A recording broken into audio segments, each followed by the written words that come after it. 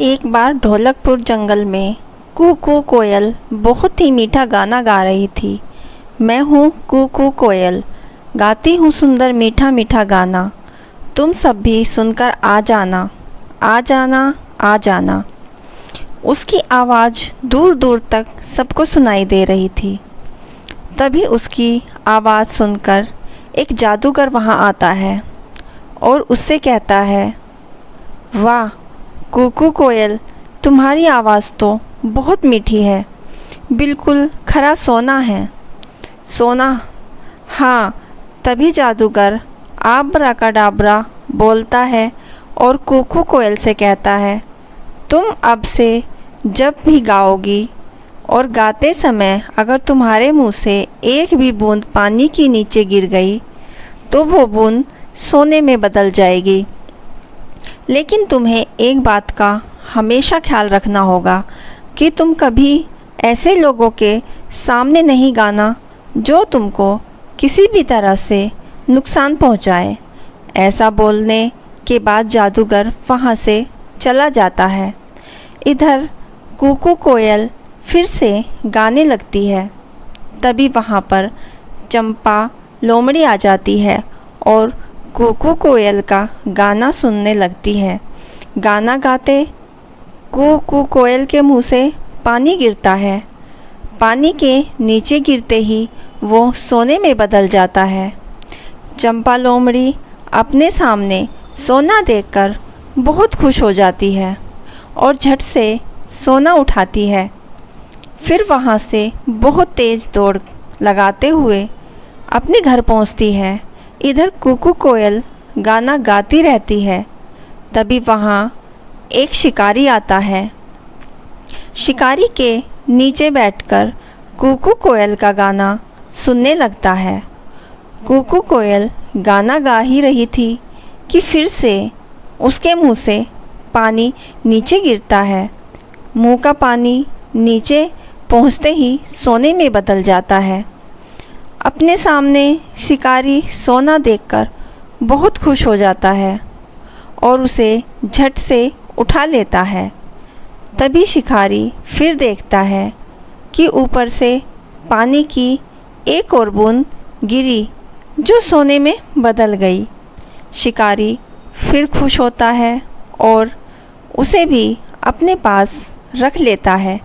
ऐसे करते हुए कई बूंदें ऊपर से नीचे गिरती हैं जो सोने में बदल जाती हैं।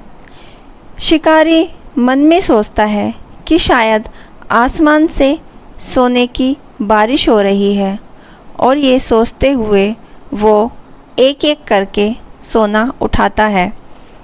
तभी शिकारी की नज़र गाना गा रही कू कोयल पर जाती है। वो देखता है कि ये सोने वाला पानी तो कू कोयल के मुंह से निकल रहा है। फिर वो बिना देरी किए कोयल को पकड़ने के बारे में सोचता है, क्योंकि कू कोयल को पकड़कर तो वह बन जाएगा अब बहुत बहुत अमीर।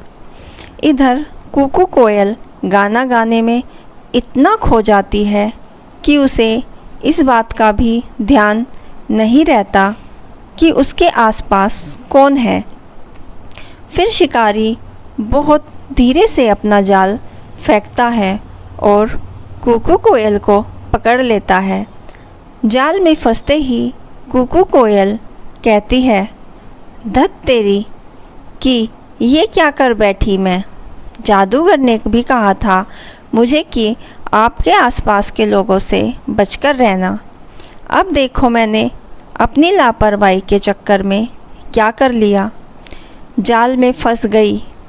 इधर कू कोयल को ले जाते हुए शिकारी अपने मन में सोचता है कि क्यों न इस कोयल को राजा को ही दे दूं। अगर राजा को दे दिया तो राजा इसके बदले मुझे राजमहल में रहने देंगे, फिर पूरी ज़िंदगी आराम से बीतेगी मेरी। हाँ, यही सही रहेगा। ऐसा सोचते हुए शिकारी राजा के पास पहुंचता है और उसे सारी बात बताता है। राजा कोयल को लेने और उसके बदले में शिकारी को अपने राज्य महल में रहने देने की बात मान जाता है। तभी वहाँ पर राजा का मंत्री आता है और उससे बोलता है कि महाराज, ये शिकारी झूठ बोल रहा है। आपने कभी सुना या देखा भी है क्या किसी चिड़िया के मुंह से सोना निकले? भाई, मैंने तो नहीं देखा। मंत्री की बात सुनकर राजा शिकारी से कहता है कि पहले मुझे सोना दिखाओ। आखिर ये कोयल कैसे सोना निकालती है, मैं भी तो देखूं। राजा की बात सुनकर शिकारी कोयल से गाना गाने को कहता है, लेकिन कोयल तो इस बार कोई गलती नहीं करना चाहती थी, इसलिए वो अपना मुंह ही नहीं खोलती। शिकारी के बहुत बार कहने पर भी जब कोयल गाना नहीं गाती, तब राजा को ये सब देखकर गुस्सा आ जाता है और वो अपने सिपाहियों से कहकर कोयल को जाल से निकाल देता है और शिकारी को पकड़ लेता है।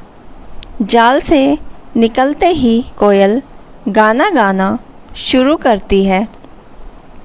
कूकू, मैं हूँ कूकू कोयल, गाती हूँ मीठा मीठा सुंदर गाना, जिसे सुनकर तुम सब मेरे पास। और फिर तभी उसके मुंह से फिर से पानी नीचे गिरता है, जो सोने में बदल जाता है। राजा ये सब देखता ही रह जाता है और अपने सिपाहियों से कोयल को पकड़ने को कहता है, लेकिन इस बार कोयल अपने जैसी कोई भी गलती नहीं करती और वहाँ से उड़ती हुई सीधे ढोलकपुर जंगल पहुँच जाती है। इस कहानी से हमें यह सीख मिलती है कि हमेशा अपने बड़ों की बात माननी चाहिए, साथ ही हमेशा सतर्क भी हमें रहना चाहिए। जो गलती कोयल ने पहली बार की, ऐसी गलती कभी नहीं करनी चाहिए। दोस्तों, हमारी ये प्यारी सी कहानी आपको कैसी लगी हमें ज़रूर बताइए और हमारे चैनल को सपोर्ट और सब्सक्राइब, लाइक, शेयर करना ना भूलें। कहानी पूरी सुनने के लिए दिल से धन्यवाद।